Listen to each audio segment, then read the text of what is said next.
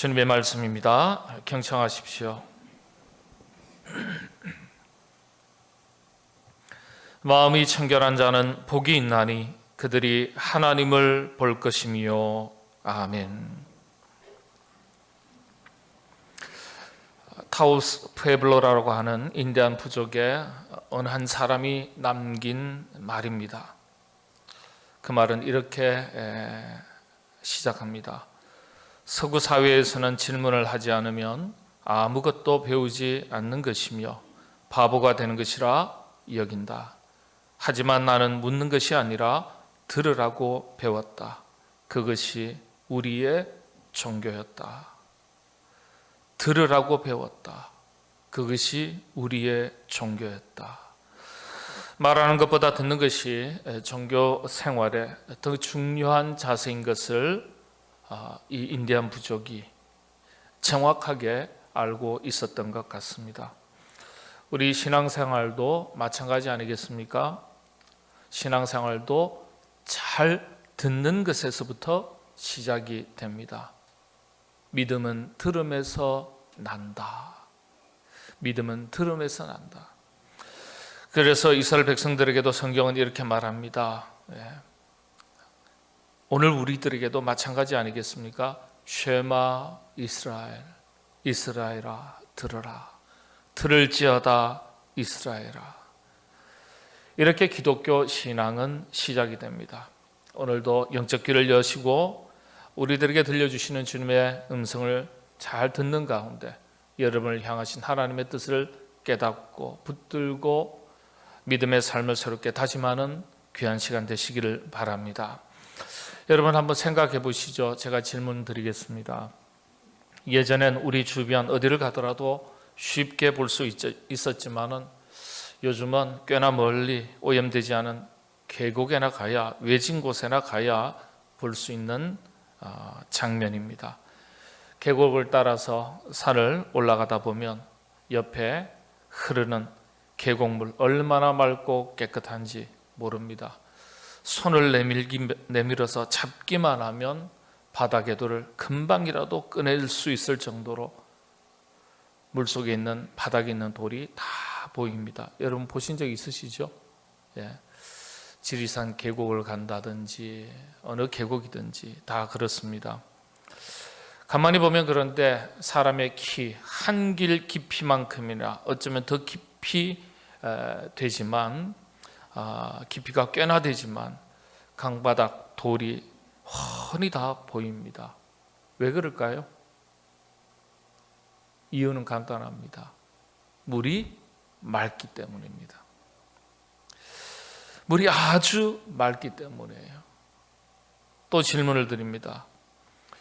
여러분 앞에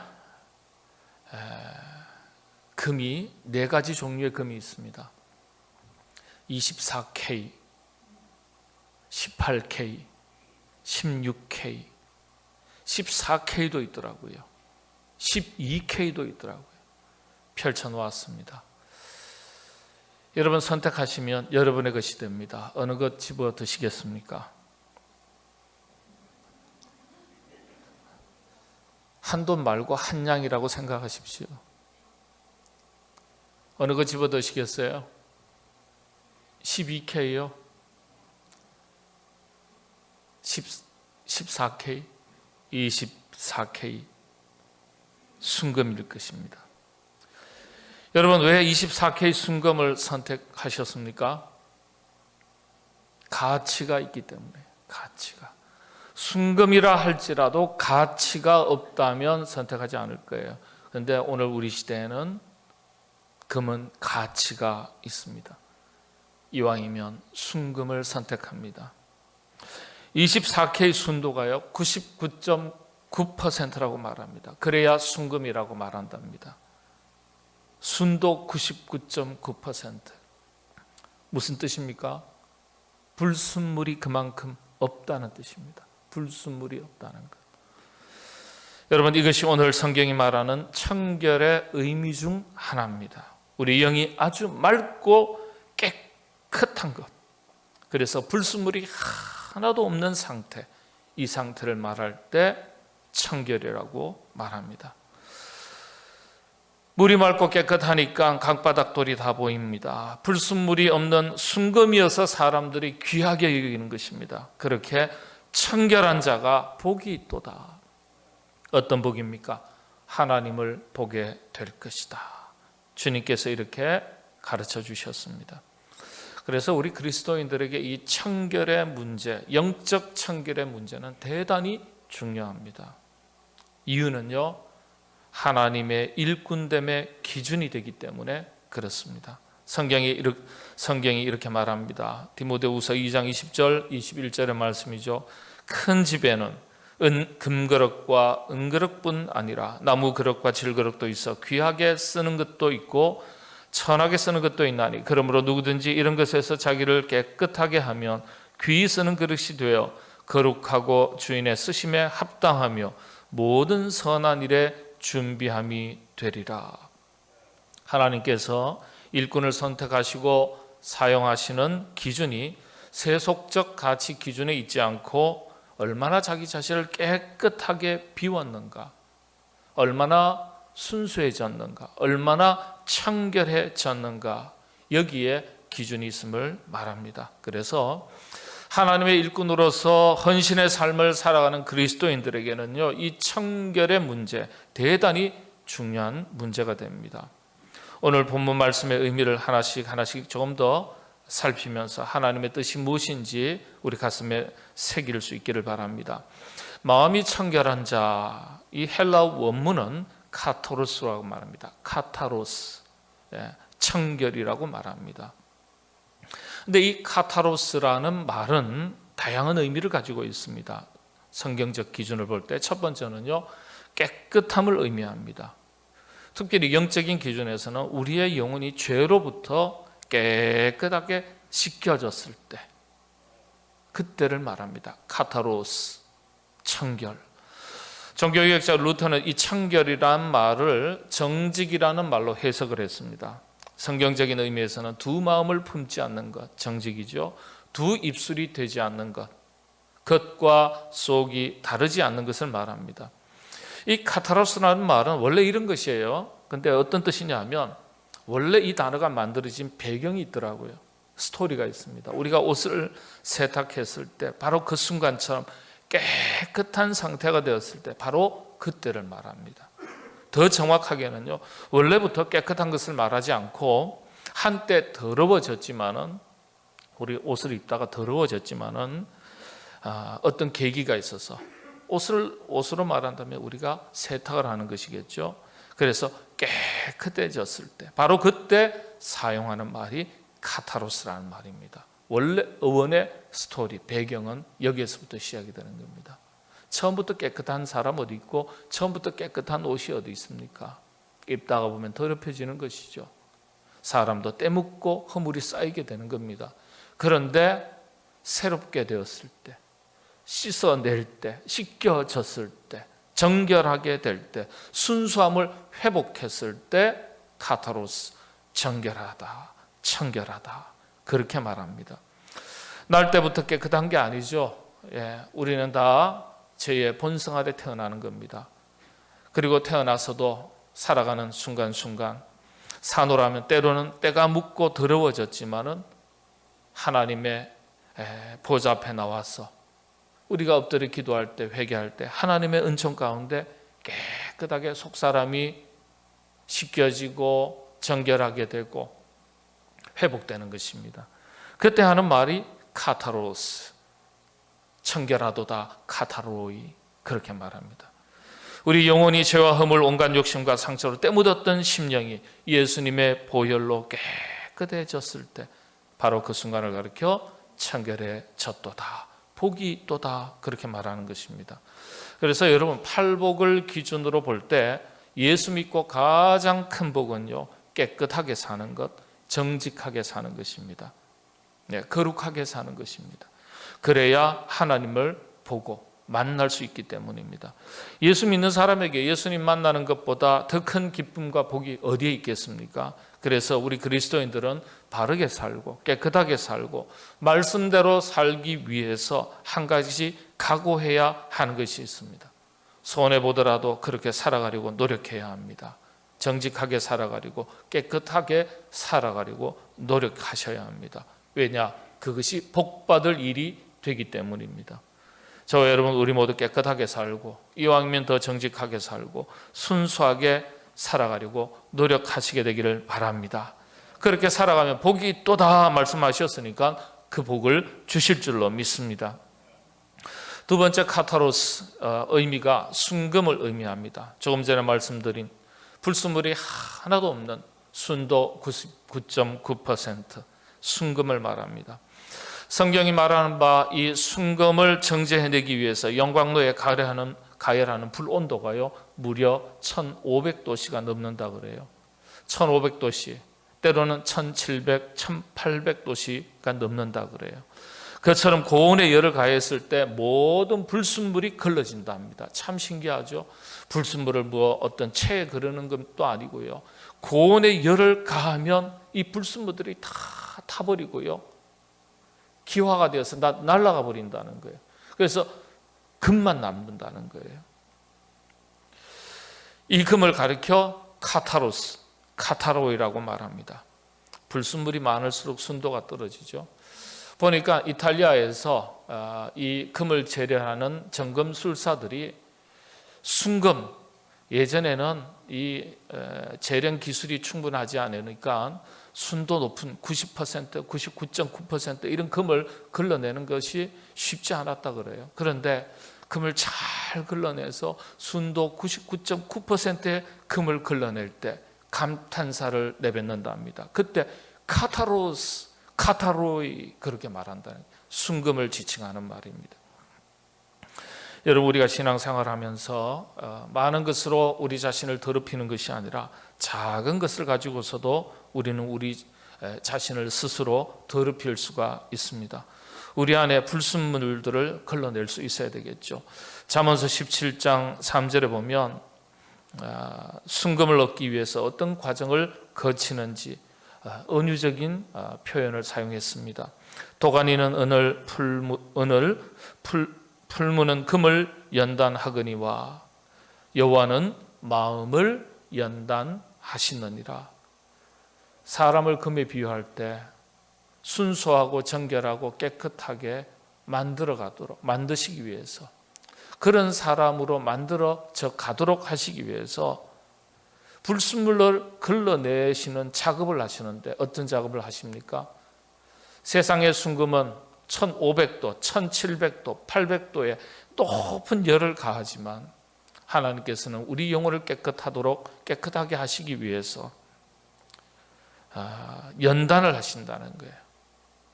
훈련시키신다는 거예요. 시련과 역경을 통해서, 힘든 과정을 통해서 우리를 깨끗하게, 우리 영혼을 깨끗하게 순수하게 그렇게 걸러내시기 위해서, 만드시기 위해서 때때로 시련도, 때때로 고난도, 또 때때로 인생의 큰 고통도 우리에게 주신다는 것입니다. 그래서 오늘 본문에서 말하는 마음이 청결한 자는 수많은 고난과 역경 가운데서도 그 영혼을 더럽히지 않고 영혼의 순수함을 지켜가는 자, 정직한 자, 세상에 물들지 않고 세상 가치에 빠지지 않는, 고난과 역경 속에서도 자신의 신앙을 잘 지켜가는 자, 그런 사람이 복이 있도다, 이렇게 말씀하시는 것입니다. 사람은 때때로 여러 가지 이유로 청결함, 순수함을 잃고 타락하고 변질해 갈 때가 있습니다. 수많은 유혹과 욕심 앞에서 영적인 기준을 무너뜨릴 때가 있습니다. 또 세상과 타협하면서 살 때가 있습니다. 때로는 자기를 합리화시켜가면서 신앙의 중심과 순수함을 잃어버리고 살 때가 있습니다. 점점 더 빛을 잃어가고 가치를 잃어가는 것입니다. 여러분, 오염되고 가치를 잃어간다는 것이, 순수함을 잃어간다는 것이, 청결함을 잃어간다는 것이 어떤 의미겠습니까? 하나님으로부터 점점 멀어지는 것을 말합니다. 하나님으로부터 점점 멀어지니까 누구를 볼 수 없는 거예요? 하나님을 볼 수 없는 겁니다. 하나님을 볼 수 없는 거예요. 여러분, 수평선에서 여러분이 그 수평선 끝을 볼 때 그 거리가 얼마쯤 되시는지 아세요? 가득하고 까마득하지만 아득하지만은 30km 정도입니다. 점점 멀어져서 마침내 아무것도 보이지 않습니다. 하나님으로부터 우리가 점점 멀어지게 되면 하나님을 볼 수 없는 것이죠. 하나님을 보지 못한다는 게 어떤 뜻입니까? 하나님의 은혜로부터 멀어지는 것을 말합니다. 그래서 주님께서 말씀하시기를 온갖 유혹과 시험, 시련과 환난, 고난 가운데서도 그 순수함을 잃어버리지 않고 지켜가는 자, 그 영혼이 복이 있도다. 마카리오이, 복이 있도다. 카타로스, 청결한 자 복이 있도다. 그렇게 말씀하시는 거예요. 우리에게 닥치는 시련과 고난, 역경들이 우리 영혼을 순수하게 만들어 가시려고 하는 하나님의 때때로 거룩하신 뜻이 있는 줄로 믿고 믿음으로 영적인 기준을 놓치지 않고 인내하시면서 승리하시게 되기를 바랍니다. 이건 그런데 참 어렵고 힘든 것입니다. 그렇지만 이 연단의 과정을 잘 거치면 쓸모있는 정금, 순도 99.9% 순금과 같은 사람이 되게 하시고 하나님의 역사에 귀하게 들어 사용하실 줄로 믿습니다.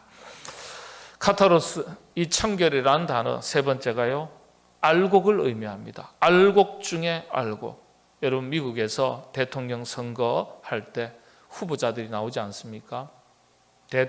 보통은 상원, 하원, 양당제 그렇게 돼서 뭐라 그럴까, 민주당, 공화당, 양당제죠. 그러니까 후보가 2명, 우리 한국처럼 난립하지 않습니다.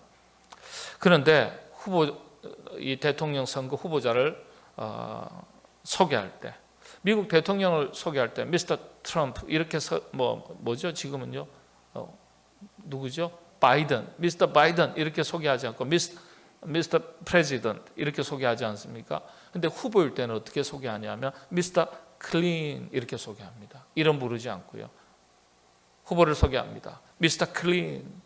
그러면 후보자가 등단합니다. 미스터 클린을 이름으로 오해하시면 큰일 납니다. 미국에서는 깨끗한 사람, 그리고 아주 알곡같이 실한 사람, 아주 능력 있고 똑똑한 사람을 가리켜 영어로 소개할 때 미스터 클린 이렇게 말하는 경우가 자주 있습니다. 알곡 중에 알곡 중에 알곡. 따로 설명드릴 필요가 없겠죠. 우리 모두 그런 일컬음을 받는 알곡 중에 알곡, 그리스도인 중에 그리스도인, 일꾼 중에 일꾼이라고 일컬음을 받는 우리 모두가 될 수 있기를 바랍니다. 이 카타로스는 네 번째 뜻은요, 군인 중에 군인을 의미합니다. 기드온이 나라와 민족을 위해서 싸울 수 있는 사람을 모집할 때 수많은 사람들이 모여들었지만은 그 가운데 진짜 용맹하고 준비되어 있고 전투력 있는 군인다운 군인, 나라와 민족을 위해서 애국심에 불타오르는 용사 중에 용사 가려서 300명만 선택하게 됩니다. 이 300명을 데리고 전투에 나갑니다. 그와 같이 용사 중에 용사, 그 300명을 가리켜 말할 때 카타로이형 군사라고 말합니다. 카타로이형 군사. 그리스도인들을 가리켜 십자가의 군사라고 말하지 않습니까? 이 영적 전쟁의 시대에 전투력 있는 강하고 힘이 있는 용사가 되어야 승리의 삶을 살 수 있죠. 지금 러시아가 우크라이나를 침략해서 이 많은 무고한 생명들이 희생을 당하는데 2, 3일 만에 끝날 줄 알았는데 약해 보이던 우크라이나가요 오히려 러시아를 꼼짝 못하게 만들어요. 우리 한국에서도 우크라이나 유학생들이 전쟁이 났다 하니까 어떻게 됩니까? 고국으로 돌아가서 싸우다가 사망한 사건도 있고요. 참 안 될 것 같은데 나라와 민족을 지키겠다고 여성들조차도 총을 들고 전장터에 나갑니다. 전투력이 있는 거예요. 용기가 있는 거예요. 죽음을 각오하는 용맹함이 있는 거예요. 그러니까 러시아가 전세가 점점 더 불리해집니다. 그러니까 숫자 싸움이 아니라는 거예요. 전투력 있는 군인, 용사가 있어야 된다는 거예요. 여러분, 영적 전쟁의 시대에 숫자 싸움이 아니에요. 엘리야 시대에 바알에 무릎 꿇지 않은 남은 자 몇 명이라고요? 7,000명. 그 7,000명이 나라와 민족을 지키는 겁니다. 숫자 싸움이 아니에요. 무기 싸움이 아니에요. 영적 전쟁의 시대에 여러분, 우리가 청결한 자, 구별된 자, 거룩한 자가 사실은 영적 힘이 있는 것입니다. 여러분, 그래서 이왕이면 이 영적 전쟁의 시대에 여러분, 세상에서 살지만은 세상을 이기는 자, 믿음의 용사다운 십자가의 용사로 살아가시는 여러분 되시기를 바랍니다. 그 다음 이 카타로스는요, 거룩한 자를 의미합니다. 성경에서 말하는 바 가장 정확한 영적인 의미는요, 죄로부터 자유로워진 사람을 청결한 사람이라고 말합니다. 죄로부터 영원히 자유로워진 사람. 성경에서는 거룩한 사람, 깨끗한 사람을 말합니다. 하나님은 언제나 자기 백성에 대해서 기대하시는 것이 있습니다. 그것이 바로 거룩입니다. 이스라엘 백성들을 애굽 땅에서 불러내시고 광야에서 가장 먼저 제사법을 가르치시면서 한마디 하셨어요. 서두에 뭐라고 말씀하셨어요? 이 말씀을 하신 다음에 제사법을 가르치셨습니다. 이스라엘 백성들을 광야로 불러내셔서 가장 먼저 하신 말씀이 학자들에 따라서 이렇게 말씀하신 거예요. 조금씩 다르긴 해도 대부분 학자들의 의견 일치를 보고 있는 기준이 이 말씀입니다. 레위기서 말씀이죠. 나는 너희 하나님이 되려고 너희를 애굽 땅에서 인도하여 낸 여호와라. 내가 거룩하니 너희도 거룩할지어다. 내가 거룩하니까 너희도 거룩해라.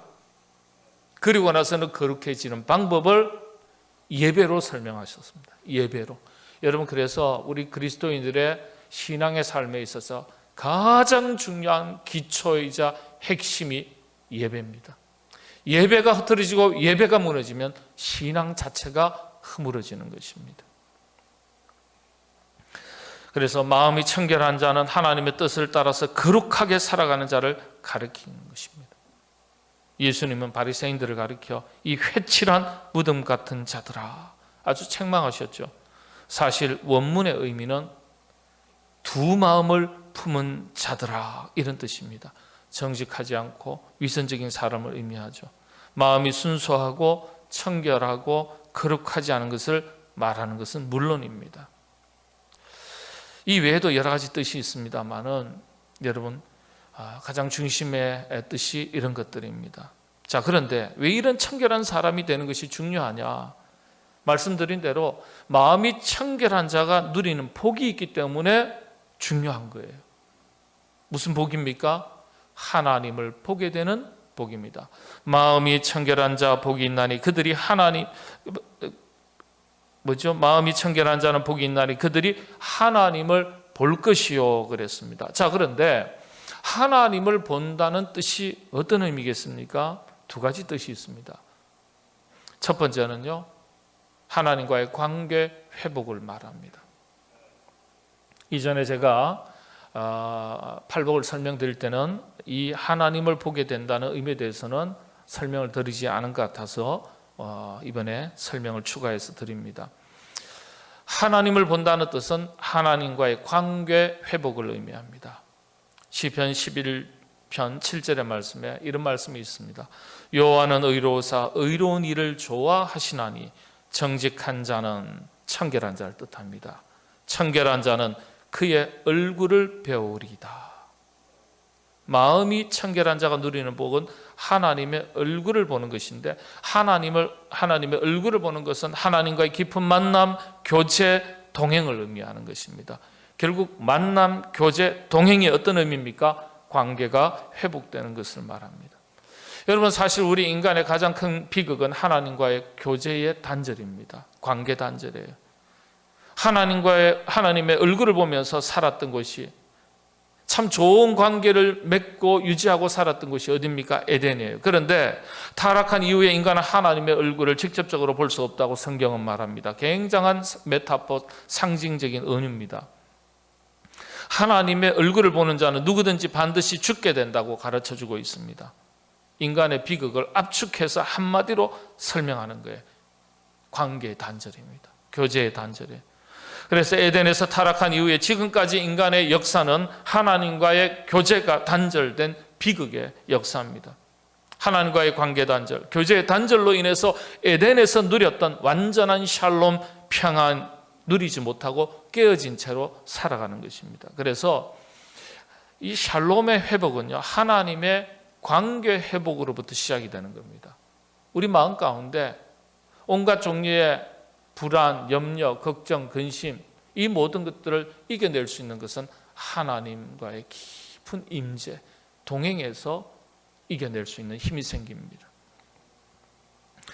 그래서 하나님의 얼굴을 본다는 것은 관계 회복을 의미하고요, 나아가서 인간의 깨어진 평안, 샬롬이 우리 안에서부터 회복되는 것을 말합니다. 이와 같은 복이 임한다는 거예요.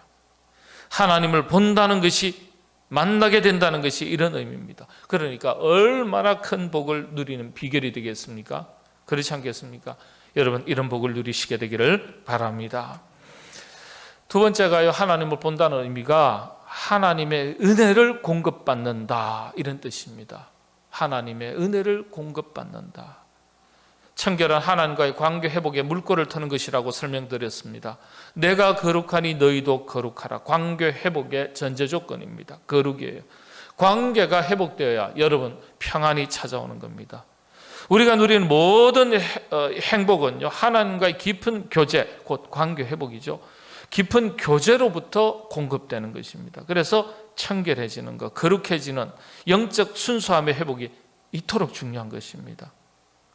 열심히 믿어도 마음이 청결하지 못하면 하나님을 깊이 만나지는 못합니다. 하나님과의 깊은 만남이 없으니까 은혜가 흘러오지 않는 것입니다. 그래서 하나님을 본다는 것이 더 구체적으로 어떤 것을 의미합니까? 하나님으로부터 은혜가 흘러 들어오는 것을 말합니다. 하나님을 본다는 것, 이제 명확해졌습니다. 이 복을 우리가 누리게 되는데 하나님과 나와의 관계 회복의 복을 누린다는 뜻입니다. 관계 회복을 통해서 우리 마음 가운데 잃어버렸던 참된 평안이 회복된다는 뜻입니다. 그리고 하나님과의 관계가 회복되니까, 문이 열리니까 하나님으로부터 수많은 은혜가 흘러오게 되는 것입니다. 여러분, 역시 그렇습니다. 하나님의 사람은 하나님을 만나고 살아야 그게 큰 기쁨이요 복입니다. 하나님을 만나는 경험이 없는데 어찌 하나님의 은혜를 경험하고 살 수 있겠습니까? 여러분, 은혜도 하나님께 먼저 나아가는 자, 하나님을 먼저 만나는 자가 얻고 누리는 법입니다. 세상에는 하나님을 믿는 사람과 하나님을 믿지 않는 사람, 두 종류의 사람으로 나눌 수 있다고 말씀드렸습니다. 그렇다면 교회는요, 교회는 예수님을 만난 사람과 예수님을 믿는 사람으로 나누는 겁니다. 예수님을 만난 사람과 믿기는 하지만 여전히 만남이 없는 사람, 이렇게 두 종류의 그리스도인들이 교회 안에 있습니다. 하나님의 임재, 그 임재, 깊은 영적인 만남의 경험, 체험을 말하는 것입니다. 체험이 있을 때 우리의 믿음이 확신 가운데 거하게 되는 것입니다. 믿음의 확신이 있어야 그때부터 믿음의 능력, 힘이 생기는 것입니다.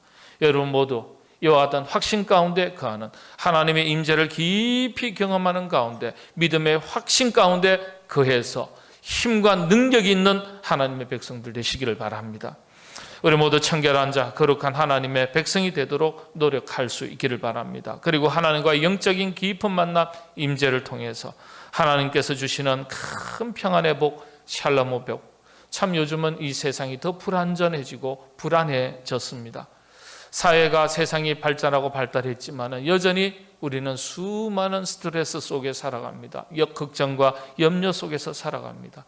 그래서 편안해지기는 했지만은 마음의 참된 평안은 잃어버리고 신음하면서 살아가는 세상입니다. 이럴 때 하나님과의 깊은 임재를 경험하시면서 하나님께서 보여주시는 마음의 평안함, 샬롬의 은혜, 큰 은혜, 각양의 은혜를 얻고 받아 누리시는 여러분 다 되시기를 바랍니다. 자기를 깨끗하게 비우면, 청결해지면 하나님께서 귀하게 쓰시는 그릇이 된다고 했습니다. 우리 모두 그와 같은 하나님께서 귀하게 들어 쓰시는 그런 귀한 그릇들이 될 수 있기를 바라고, 그런 은혜를 여러분들에게 더해 주시기를 바랍니다. 기도하겠습니다. 마음이 청결한 자 복이 있다 말씀하셨는데, 그 복 하나님을 볼 것이, 하나님을 보게 되는 것이라고 말씀해 주셨으니, 주여 우리가 하나님 앞에서 청결한 사람이 되어 이 복을 얻고 누릴 수 있도록 인도하여 주시옵소서. 하나님과의 깊은 만남 속에서 우리 안에 샬롬의 은혜가 넘치게 하시고 깨어진 평안이 회복되게 하시고, 참으로 하나님께서 귀하게 들어쓰시는 하나님의 의의 그릇, 십자가의 용사들이 다 될 수 있도록 인도하여 주시옵소서. 그와 같은 은혜들을 이 어지러운 시대에 살아가는 모든 죄의 권속들에게 더해 주시기를 간절히 원하옵고 예수님의 이름으로 기도하옵나이다. 아멘.